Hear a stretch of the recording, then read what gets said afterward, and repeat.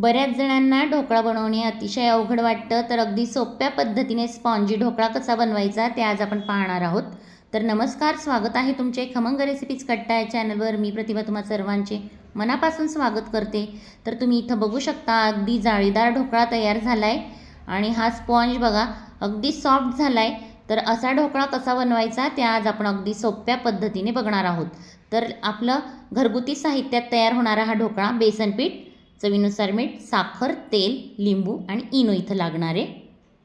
तर एका पातेल्यात मी 1 वाटी बेसन पीठ घातलं आहे, चवीनुसार मीठ घालायचं आहे, 5 चमचे साखर घातली आहे, अर्ध लिंबू पिळायचं आहे,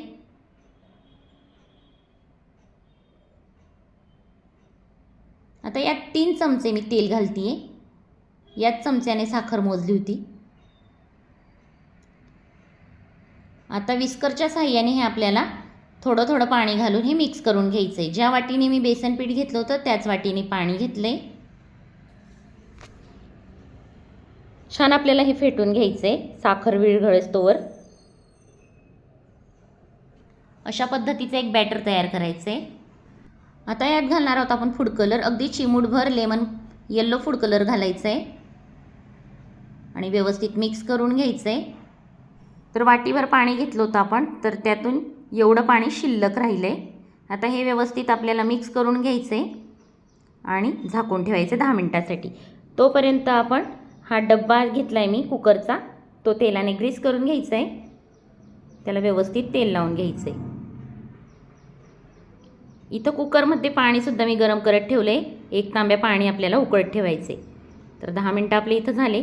तर चिमूटभर सोडा आपल्याला यात घालायचं आहे आणि 1 इनोचं पाकिट घालायचं आहे. तर इनो लेमन घेतलं आहे आपण इथं.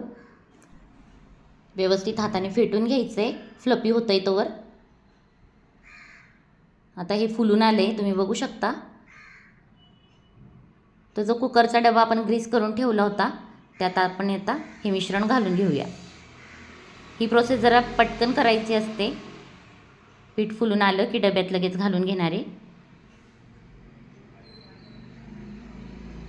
कुकरचं पाणीसुद्धा इथं उकळलं आहे. तर हे डॅप करून आपण कुकरमध्ये ठेवून देऊया. फुल फ्लेमवर आपल्याला हे 10 मिनटं झाकण बंद करून ठेवायचं आहे. तर शिट्टी न लावता मी हे ठेवले. आता इथं 10 मिनटं झालेत. मी कुकर ऑफ करून झाकण उघडून घेतलं. बघा अतिशय मस्त आपला ढोकळा तयार झाला आहे. आता पूर्णपणे गार होऊ द्यायचं आहे. हे साईडला काढून ठेवते. तोपर्यंत आपण हे फोडणीची तयारी करून घेऊया. तर कढईत 2 पळ्या तेल घालून 1 चमचा मोहरी, 1 चमचा जिरं घालून घ्यायचं आहे. 4 ते 5 हिरव्या मिरच्या कट करून यात घालून घेतल्या आहेत. कढीपत्त्याची पानं घालून घेऊया. थोडीशी बारीक चिरलेली कोथिंबीर घातली. व्यवस्थित हे मिक्स करून घ्यायचं आहे. आता यात घालते मी 1 ग्लास पाणी.